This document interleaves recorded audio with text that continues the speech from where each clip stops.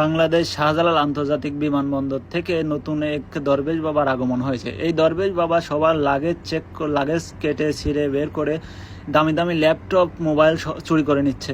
এটা কি ঠিক করতেছেন বলেন? একটা মানুষ একটা প্রবাসী 2টার বেশি মোবাইল নিতে পারবে না, তার জন্য আপনারা এটা করতেছেন, চেক করে দেখতেছেন যে 2টার বেশি মোবাইল ল্যাপটপ এগুলো আছে কিনা।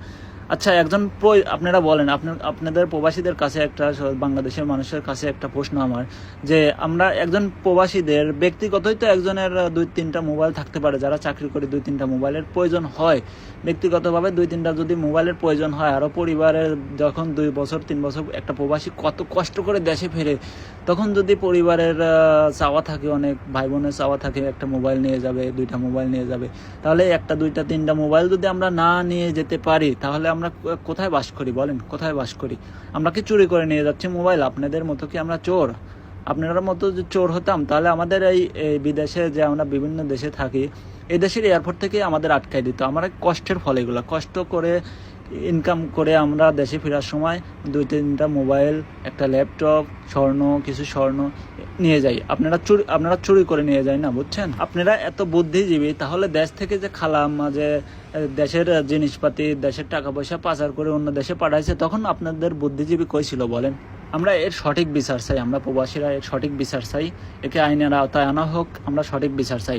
আপনি কি জানেন বিদেশের এয়ারপোর্টগুলোতে আমাদের কতটা সম্মান করে, যেখানে ওরা অন্য লোকজন আমাদের সম্মান করে, আর নিজের দেশে গিয়ে আমরা সম্মান পাই না?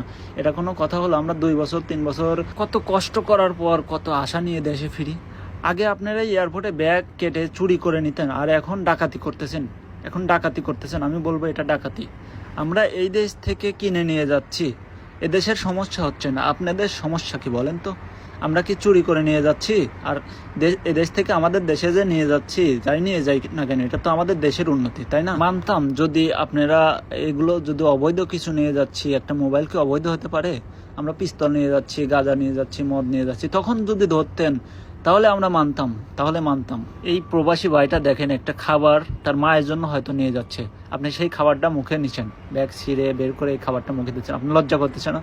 প্লিজ সবাই বেশি বেশি ভিডিওটি শেয়ার করুন। আমরা প্রবাসীরা হয়রানি হতে চাই না বাংলাদেশ এয়ারপোর্টে। আমরা এর সঠিক বিচার চাই। সবাই কমেন্ট করবেন, মন্তব্য জানাবেন, বেশি বেশি ভিডিওটি শেয়ার দিবেন।